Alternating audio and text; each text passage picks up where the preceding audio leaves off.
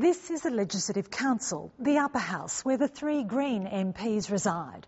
Their party is hoping to secure enough votes for a seat in the lower house, a task made even harder with the Liberal decision to preference them last.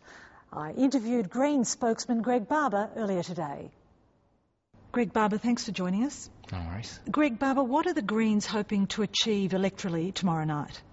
Well, an increased representation in the upper house and hopefully the lower house too, off the back of a vote that's obviously been increasing for some time. Increased representation, how much? Oh, it's not my job to make predictions. You've got Anthony Green for that purpose. But our vote's increasing. I think it's still increased since the federal election, which itself was a record vote.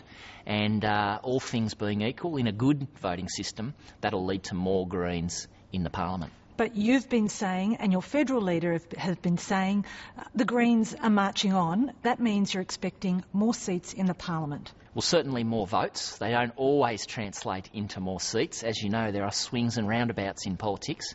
But in the lower house, certainly, I think that one will come absolutely down to the wire in Melbourne, Richmond, Brunswick.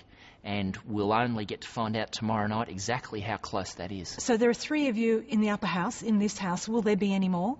I hope so. But often that will have to be off the back of pure Green primaries. Preferences from other parties either aren't coming to us or won't benefit us. Those parties, of course, have their own preference problems. If you don't pick up any seats in either house, will it be a failure for the Greens? No, I don't believe so, because the Green vote's gone from 3 to 6 to 9 to 12% in almost as many elections, and it's still increasing. And that's the long-term trend. But you're the one that's been saying the Greens are here, we're here to stay and will increase. If you don't get an extra seat in the parliament, then that means nothing. Well, I predict we'll get a bigger swing than the official opposition will get in this election, and so you'd have to say we're doing something right. What does it say about the Greens that you can't win a seat without preferences from the major parties? Well, they've got preference problems of their own. I'm asking about yours, Yeah. The Greens' preference problems. OK, well, in a three-party system, you'll see more and more of this.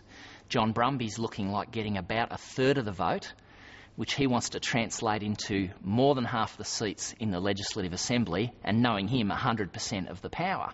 But he's as dependent on preferences as we are and the Liberals are. That's a function of this new three-party system, and it makes it really interesting. Is a vote for the Greens a vote for Labor in this election, given that you are preferencing Labor in so many of those vulnerable seats?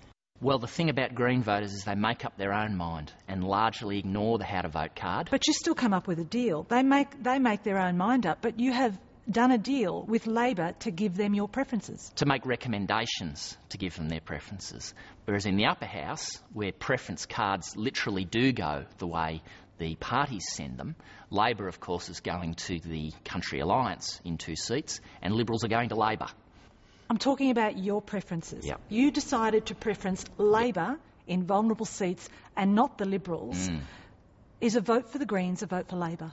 No, a vote for the Greens is, number one, a vote for the Greens, and number two, whoever you want it to be, because voters fill in their own preferences the way they want them to. If it comes to the wire, it could be the same as the federal poll recently, where the Greens will determine who wins government, and because you are preferencing Labor, it's more likely that you'll go with Labor. They're not our preferences to give, they're the voters' preferences.